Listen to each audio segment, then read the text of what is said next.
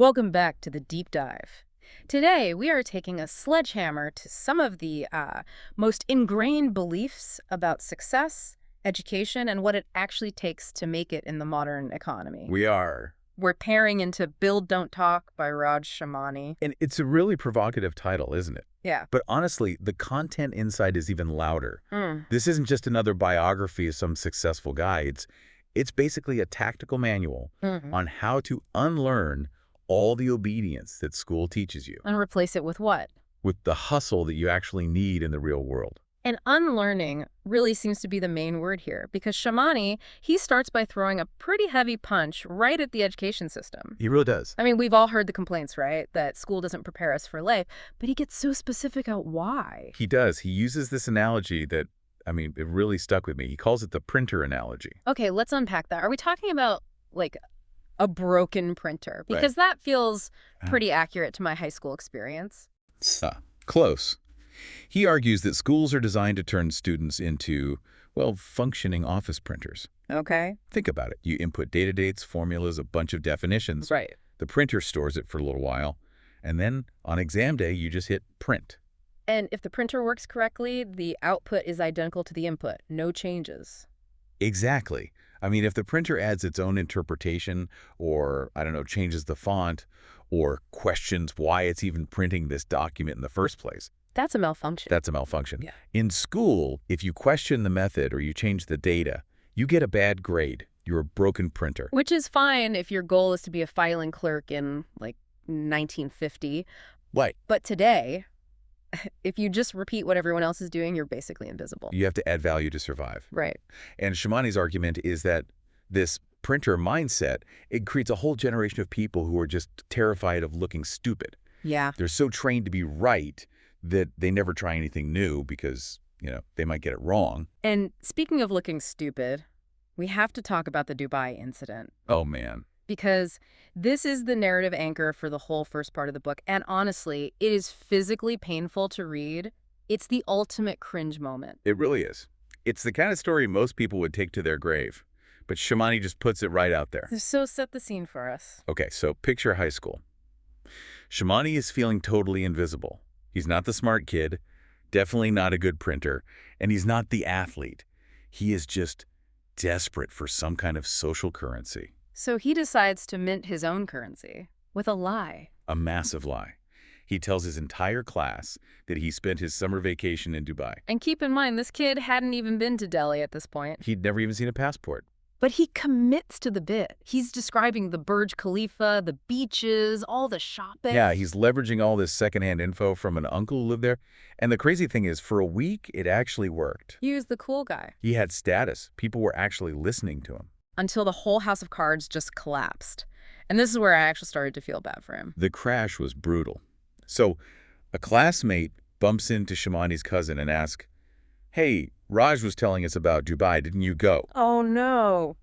And the cousin, who is totally clueless about the con, just laughs and says, "Ask Raj if he has ever seen a passport in his life." That is a social death sentence in high school. It was worse than just being caught. He became a living meme. Before memes were even a big thing. Right. People started posting on Facebook, like for Raj, comment for Dubai. Teachers were mocking him. His friends isolated him.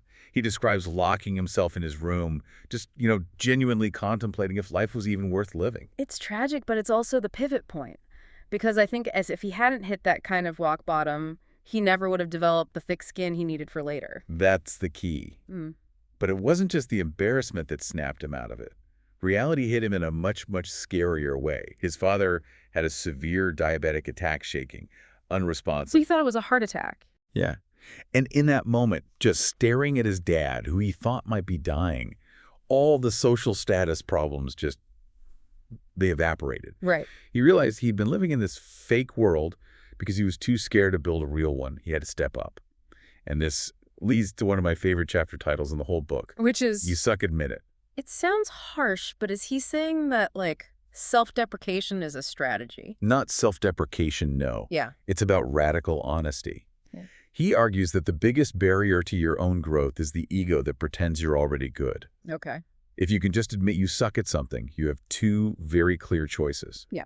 Get better or outsource it. And he uses the book itself as the primary example. He does. He openly admits, I suck at writing.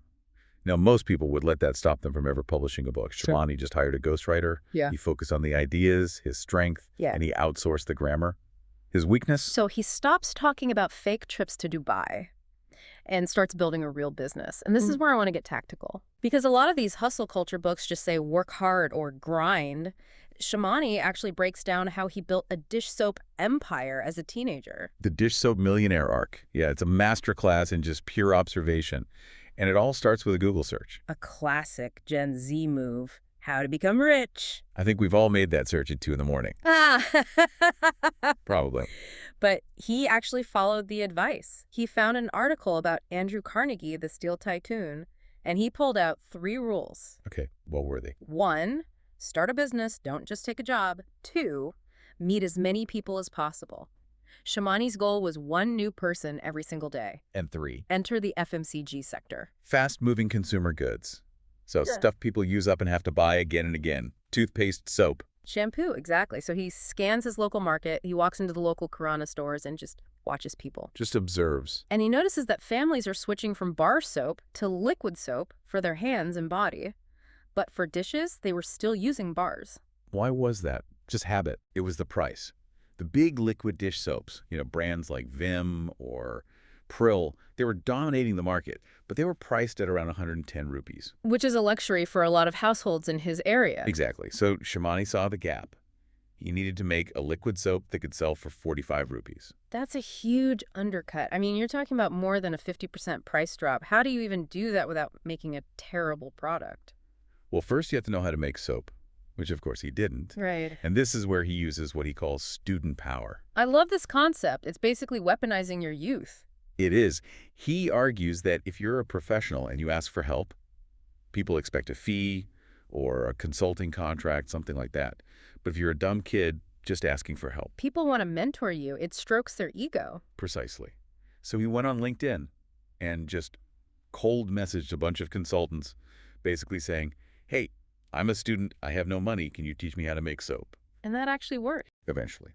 He found a retired consultant from Unilever, and they struck a deal. The consultant took 20% of Shamani's initial capital to teach him the formula. Wait, 20% sounds really high. But context matters. Shamani only had 10,000 rupees. Ah. So the consultant did it for 2,000 rupees.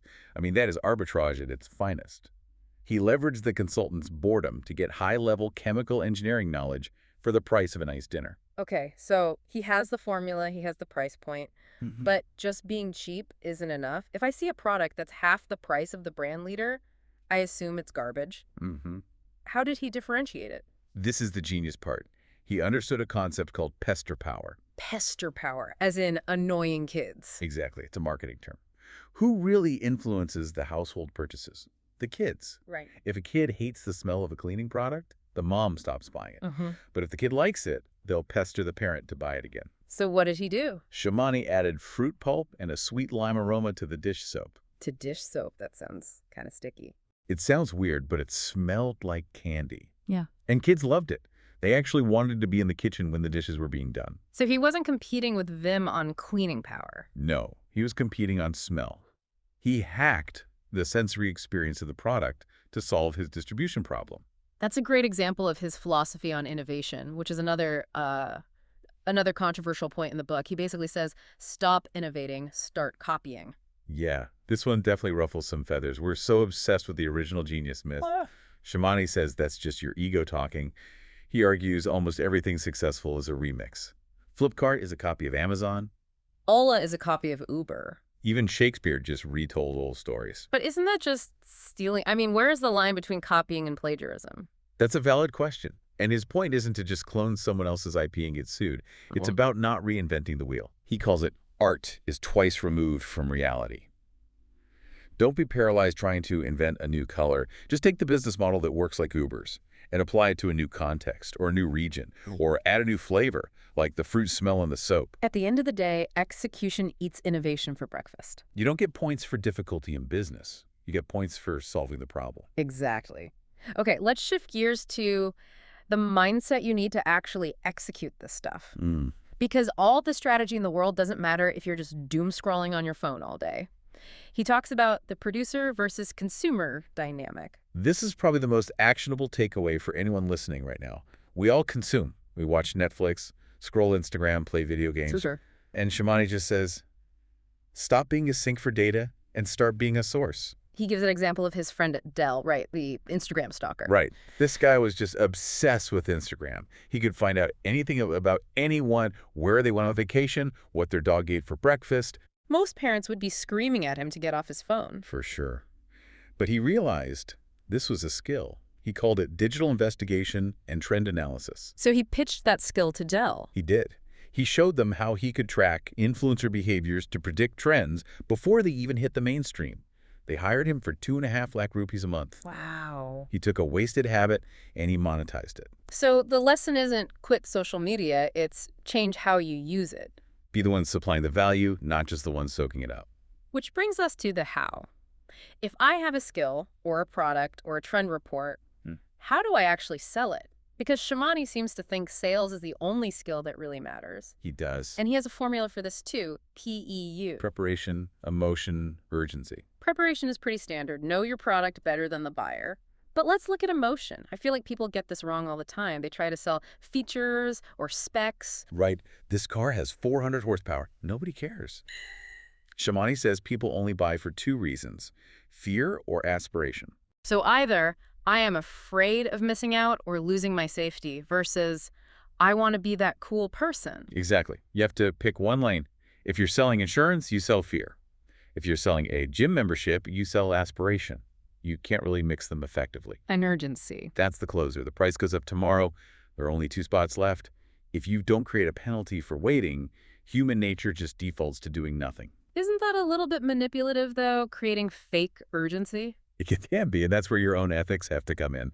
But Shamani argues that if you truly believe your product helps the person, then your obligation is to get them to decide. Urgency just overcomes inertia. There is a specific story in the book that brings all this sales theory together, the Jaguar Land Rover negotiation. Ah, yes. This is where he flips the script on power dynamics. This is so crucial for anyone who has ever felt intimidated going into a negotiation. So Shamani walks into a luxury car dealership. He's a student. He wants to sell them digital marketing services. Now, usually, the person with the money, the big corporation, they hold all the power. So how did he take the power back? By understanding a psychological concept called anchoring. And more importantly, by just refusing to name his price first. So walk us through that. The dealership asks him, okay, how much do you want? What does he say? He doesn't answer. Instead, he shows them the value. Yeah. He says, I can target high net worth individuals in this specific radius who are likely to buy a Jaguar. Then he asks them, how much is that data worth to you? That is bold. It's so strategic because if he had said, I'll do it for 20,000 rupees, they would have looked at him, seen a student and thought, yeah, it's about right for a kid. They would have compared him to other students. But by asking them to value it, he forced them to compare him to their existing marketing alternatives. Like billboards. Exactly. They were spending lakhs on billboards that they couldn't even track. So, anchored against a billboard, paying him 1 lakh seemed cheap. They offered him 1 lakh. He would have happily taken 20K. So that's the lesson. Never let them anchor your value to your cost. Anchor it to their problem. Spot on. When you state the price first, you are a commodity. When they state the value, you are a solution. I want to touch on one last framework before we wrap up because it really deals with the psychology of why we do the work we do. He categorizes people into 3 types of observers. This is a really good tool for kind of self-diagnosis if you're feeling burnt out. Yeah. First, you have the forced observers. This is the classic Asian parent syndrome. Right. Exactly. You become a doctor or an engineer because your dad said so. You might work hard, you might even succeed, but you'll always be exhausted because the fuel you're running on isn't your own. Then you have the emotional observers. These are the people driven by revenge or inferiority. I'll show them. It's powerful fuel. It's what got Shamani started after the Dubai incident, but it's dirty fuel. It burns out your engine eventually because you're living in reaction to someone else. And the goal, the ideal state, is to become the rational optimist. The Steve Jobs model. You're driven by curiosity and the craft itself. You believe you can change things. That's the optimism. But you look at the data to get there. That's the rationality. And that's sustainable success because it comes from within. Exactly. We've covered a lot today, from the humiliation of a fake Dubai trip to selling fruit-scented soap to out-negotiating Jaguar. But if we have to distill this all down to one final thought from the book, what is it? It's his stance on failure. He hates the question, how do I get over failure? Why? That seems like a pretty standard self-help question to ask. He thinks it's a stupid question because it implies that failure is some emotional state you have to heal from. Okay. He says no. But Failure is just a data point. If you failed, it doesn't mean you're a loser. It just means you didn't prepare enough, you didn't know enough, or you didn't execute well enough. so stop feeling and start analyzing. Exactly. Action kills anxiety. If you're sitting around wondering if you're a failure, you're talking. If you're analyzing why the soap didn't sell and changing the formula, you're building. That is the takeaway. So here is your challenge for today. Look at your screen time. Pick the one app you spend the most time on and just ask yourself, am I a consumer here, or can I figure out a way to be a producer? Can you spot the trend? Can you make the content? Can you sell the product? Don't just watch the game. Play it. That's it for this deep dive. Go build something. We'll see you next time.